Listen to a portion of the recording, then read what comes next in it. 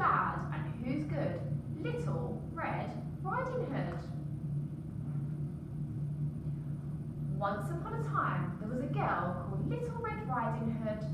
It wasn't her real name, it was just what everyone called her because she was little and always wore a red cloak with a hood. One day, her mum asked her to take some cupcakes and some soup to her grandma who lived in the woods. Stick to the path and don't talk to strangers, said her mum. And if you do meet a stranger, yell, run and tell. Who should I tell? Said Little Red Riding Hood. Someone you know, or a policeman, or a person in a shop, replied her mum. On the way to Grandma's house, Little Red Riding Hood heard someone coughing behind a tree. It was a wolf. Hello, what are you doing out all by yourself? He croaked. A stranger, gasped Little Red Riding Hood. I'm going to Grandma's house, so leave me alone, she yelled.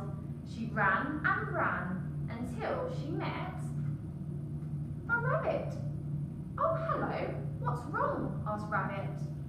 I am on my way to Grandma's house with some cakes and soup, and I saw a big bad wolf, but I yelled and ran away, gabbled Little Red Riding Hood. Oh dear, how awful, said Rabbit. Why don't you pick some flowers for your dear grandma? Then I'll come with you to keep you safe. Oh, thank you, said Little Red Riding Hood. That would be lovely. While Little Red Riding Hood picked flowers, she told Rabbit all about her grandma. She's very old and she still lives by herself. Mum says it's not safe for her to be alone, especially when she's got so much jewellery. I can't wait to meet her, said Rabbit. Meanwhile, the wolf arrived huffing and puffing at Grandma's cottage. Knock, knock. He knocked on the door, then he went inside.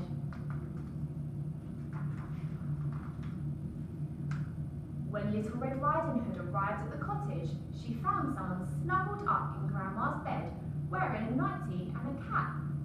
Oh, Grandma, what big eyes you have, said Little Red Riding Hood. Well, they must work better than yours, replied the wolf. I'm not your grandma. Eek! It's the wolf! Cried Little Red Riding Hood. He's eaten your grandma, yelled the rabbit.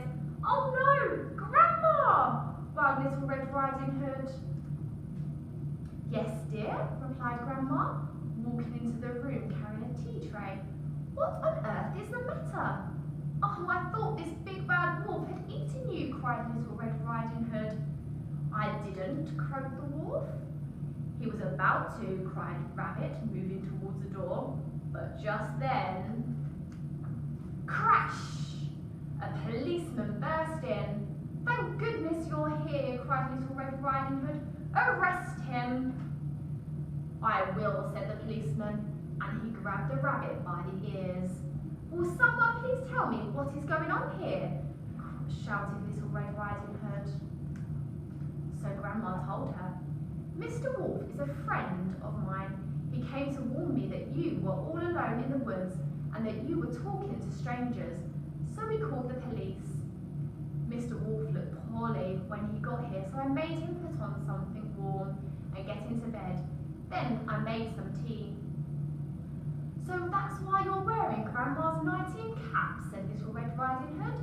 Yes, replied the wolf. I might look silly, but I'm lovely and warm. Even though you yelled and ran away, you told me where you were going, and you spoke to Rabbit, but you didn't know him either, said Mr. Wolf. But he's really nice, argued Little Red Riding Hood. No, he isn't, said the policeman. This is a famous bunny burglar. We've been after him for ages. The policeman tipped Rabbit's bag upside down, and out fell Little Red Riding Hood's cupcakes, the soup, Grandma's jewellery, and many things they'd never seen before. The policeman led Rabbit away. I was so sure Rabbit was good and Wolf was bad, sighed Little Red Riding Hood.